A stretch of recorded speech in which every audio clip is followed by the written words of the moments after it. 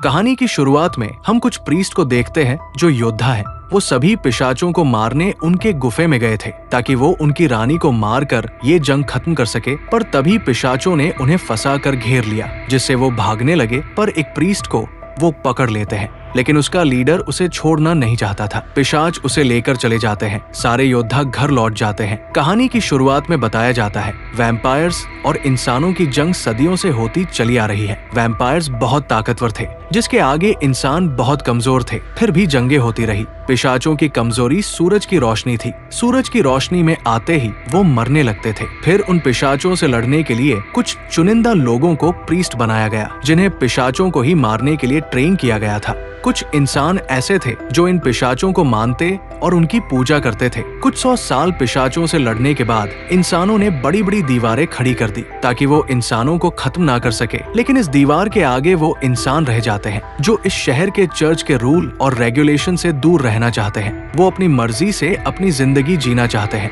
जहाँ वैम्पायर्स का खतरा ज्यादा है। कहानी अब प्रेजेंट में दिखाई जाती है। अब पिशाचों से लड़ने वाले प्रीस्ट को भी उसी शहर के अंदर रखा जाने लगा, जो अब चारों ओर से शील्ड है। प्रीस्ट का बाहर जाना मना था और बताया गया कि गिरजाघर का विरोध करना ईश्वर का विरोध करना है, जिससे प्रीस्ट वहाँ की सरकार के कहने पर काम करते हैं। पर एक दिन प्रीस्ट के घर एक लड़का आता है। प्रीस्ट उसे पकड़ लेता है तो हिक्स उसे बताता है, मैं इस शहर का शेरिफ हूँ। वो उसे एक परिवार की घटना के बारे में बताता है कि कैसे पिशाचों ने रात के समय उन पर हमला किया, माता पिता को मार डाला और उनकी जवान बेटी को जिंदा उठा ले गए, जिससे प्रीस्ट उसे छोड़ देता है। पहले तो उसे यकीन नहीं होता कि वैम्पायर्स इंसानों पर हमला कर रहे हैं। शेरिफ उसे साथ चलने को कहता है। प्रीस्ट जब कोई जवाब नहीं देता तब वहाँ से शेरिफ चला जाता है। प्रीस्ट सरकार से शहर के बाहर जाने की गुजारिश करता है ताकि पिशाचों का पता लगाकर उन्हें खत्म कर सके, लेकिन उसे बताया जाता है कि इस शहर से बाहर नहीं जा सकते और उसे बताया जाता है कि पिशाच शहर तक नहीं आ सकते। तुम्हें झूठी कहानी सुनाई गई है। प्रीस्ट को उसकी हैसियत दिखाकर उसे वापस भेज दिया जाता है। एक बार में वो इस बारे में काफी सोचता है, क्योंकि अब उसकी जरूरत इंसानों को थी। तभी वहाँ सरकार की भेजी हुई फौज आ जाती है,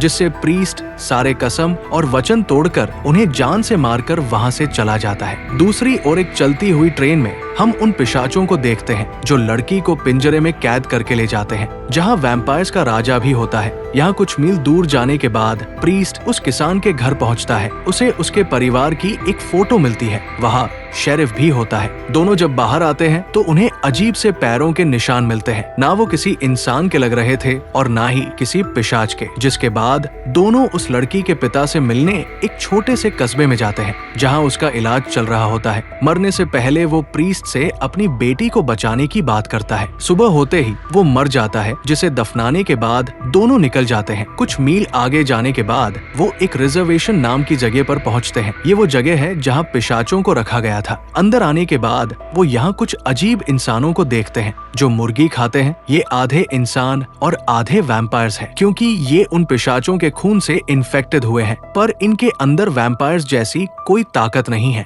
और ना ही ये उनके जैसे फुर्तीले हैं, लेकिन ये सूरज की रोशनी में रह सकते थे। ये दोनों लूसी को यहाँ हर तरफ खोजते हैं, पर लूसी कहीं नहीं मिलती। तभी वैम्पायर्स हमला करते हैं, जिससे शेरिफ और प्रीस्ट इन्हें मारने में लग जाते हैं। तभी सूरज डूब जाता है और नीचे से वैम्पायर्स निकलना शुरू करते हैं, लेकिन प्रीस्ट उन सभी पिशाचों को खत्म कर देता है। हाफ वैम्पायर्स लूसी के बारे में बताता है कि वो उसे 16 मीरा नाम की जगह पर ले गए हैं, जो कि वेस्ट में है और वहाँ सभी वैम्पायर्स हैं।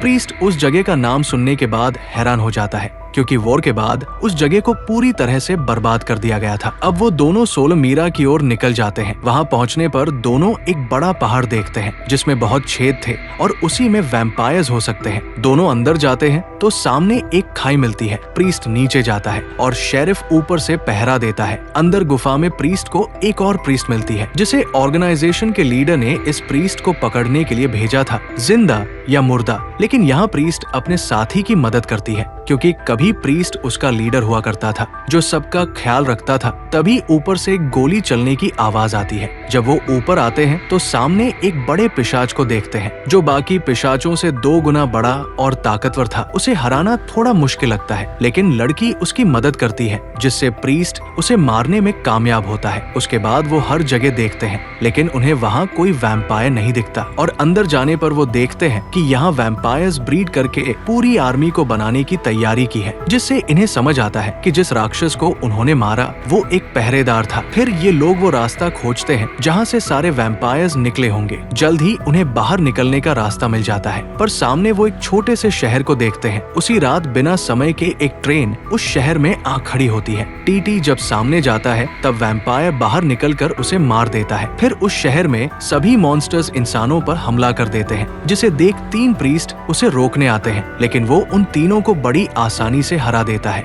और मारकर शहर के बीच लटका देता है। ये 3 प्रीस्ट वही होते हैं जो प्रीस्ट के लीडर को मारने आए थे। अगले दिन जब शेरिफ और प्रीस्ट उस शहर पहुंचते हैं, तब वो अपने सामने टंगे प्रीस्ट को देख उनके लिए प्रार्थना करने लगते हैं, और उन्हें देखकर वो समझ जाते हैं कि ये काम वैम्पायर्स का नहीं बल्कि उससे भी ज्यादा खतरनाक शक्ति का है। अब यहाँ प्रीस्ट को समझ आता है कि लूसी को इसलिए किडनैप किया गया है ताकि उसका अंकल प्रीस्ट उसके पीछे आए, और जब लीडर प्रीस्ट शहर से बाहर रहेगा तब उसके पीछे और प्रीस्ट्स को भेजा जाएगा। जब आधे से ज्यादा प्रीस्ट शहर से बाहर रहेंगे तब वैम्पायर्स शहर में आसानी से जा सकते हैं। अब बात साफ थी कि इस सभी को जाल में फंसाया गया था ताकि शहर को बर्बाद कर सके। शेरिफ के मन में बस एक सवाल था कि अगर लूसी भी वैम्पायर में बदल गई तो उसके साथ क्या किया जाएगा, जिस पर उसे जवाब मिलता है कि बाकी लोगों की तरह उसे भी मार दिया जाएगा, जिससे शेरिफ प्रीस्ट की ओर बंदूक तान लेता है। क्योंकि वो लूसी को बहुत चाहता है तो लड़की उसे बताती है प्रीस्ट उसी लड़की का पिता है। जब वो प्रीस्ट के ग्रुप में आया तब उसके भाई ने उसकी बीवी से शादी कर ली ताकि उसका परिवार रहे। प्रीस्ट ने अपना सब कुछ कुर्बान कर दिया है, अपनी बेटी, अपनी बीवी, अपना भाई, अपना परिवार, जिससे शेरिफ खुद को संभालता है। प्रीस्ट शेरिफ से वादा करता है कि वो अपनी बेटी लूसी को बचाकर रहेगा। जब उन्हें पता चलता है कि सभी वैम्पायर्स ट्रेन से शहर की ओर जा रहे हैं तब वो हाई स्पीड से जाते हैं। जल्द ही उन्हें ट्रेन मिल जाती है। लड़की ट्रैक पर बॉम्ब लगाती है और ये दोनों ट्रेन के ऊपर आ जाते हैं। शेरिफ ट्रेन के डिब्बों में वैम्पायर्स के हाइव्स देखता है, जिससे वो घबरा जाता है क्योंकि इन हाइव्स से वैम्पायर्स जन्म लेने वाले थे और जन्म लेते ही उन्हें इंसानों का मांस और खून चाहिए होगा। तभी दूसरा डिब्बा खुलता है और वैम्पायर्स इन दोनों पर हमला करने आते हैं, जिससे शेरिफ डिब्बे की छत को छेद कर देता है, जिससे सूरज की रोशनी डिब्बे में आने लगती है। जब वैम्पायर्स आगे आते हैं तब वो जलकर मरने लगते हैं, जिससे वो वहीं रुक जाते हैं। दूसरी तरफ प्रीस्ट ट्रेन के ऊपर से अपनी बेटी तक जाने की कोशिश करता है, पर उसके सामने वैम्पायर्स का राजा आता है क्योंकि वो उसी का इंतजार कर रहा था। प्रीस्ट को यकीन नहीं होता कि सामने उसका दोस्त खड़ा है, जो कुछ साल पहले खुद एक प्रीस्ट था। उसे लगा कि ये मर चुका है, पर उस रात वो बहुत जख्मी था। जब उसे रानी के पास ले जाया गया तब वैम्पायर्स की रानी ने उसका खून पीने के बजाय अपना खून इस इंसान के खून में डाल दिया। उसने ना ही उसकी जान बचाई बल्कि उसे सबसे ताकतवर वैम्पायर बना दिया, जो अब सारे वैम्पायर्स का राजा बना। उन दोनों की लड़ाइयाँ होती रही। वो वैम्पायर पहले खुद एक प्रीस्ट था, जिससे उसे प्रीस्ट की तरह लड़ाई करने का अनुभव था, और उसकी खासियत यह थी कि वो सूरज की रोशनी में आ सकता था। दूसरी ओर हम उस प्रीस्ट लड़की को देखते हैं जो ट्रैक पर बॉम्ब लगा रही थी, लेकिन उसके पास हाफ वैम्पायर्स आ जाते हैं। वो सभी वैम्पायर्स को आसानी से मार देती है, लेकिन एक वैम्पायर उसके कंट्रोल को तोड़ देता है, जिससे वो बॉम्ब को ब्लास्ट कर सकती थी। जिसके बाद वो सभी बॉम्ब्स को अपने बाइक में फिट करके बाइक को ट्रेन की ओर ले जाती है ताकि वो ट्रेन से अपनी बाइक को लड़वा सके, जिससे ब्लास्ट हो और ट्रेन वही पलट जाए। यहाँ ट्रेन पर प्रीस्ट उस वैम्पायर से बहुत बुरी तरीके से मार खाता है, जिससे वो ट्रेन के नीचे भाग जाता है ताकि वो लूसी को बचा सके। यहाँ वैम्पायर लूसी के पास आता है और उसे बताता है कि जिसने तुम्हें पाल रखा था वो तुम्हारा अंकल था,